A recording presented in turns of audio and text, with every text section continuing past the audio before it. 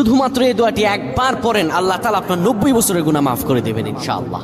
আপনার 90 বছরের গুনাহ মাফ হয়ে যাবে শুধুমাত্র এই দোয়াটি যদি একবার পড়তে পারেন। আপনার ভাগ্য খুলে যাবে, রিজিকে বরকত আসবে, মনের ন্যাক আশা পূরণ হবে, আল্লাহ আপনার সব দোয়া কবুল করে দিবেন। সুবহানাল্লাহি ওয়া বিহামদি।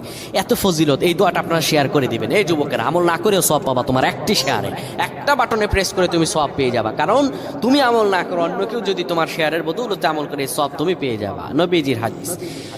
আমার ভাইয়েরা, আল্লাহর কাছে দোয়া করা, আল্লাহর কাছে দোয়া চাওয়া, এটি হলো মুমিনদের কাজ। আমার আল্লাহ বান্দাকে বলেন, বান্দারে উদউনি আস্তাজিব লাকুম, আমার কাছে চাও, আমার কাছে চাইলে আমি আল্লাহ তোমাকে দিয়ে দিব।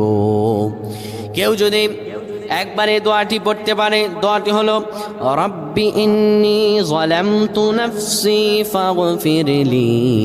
কেউ যদি এই দোয়াটা একবার পড়তে পারে, আমার আল্লাহ তাআলা তার 90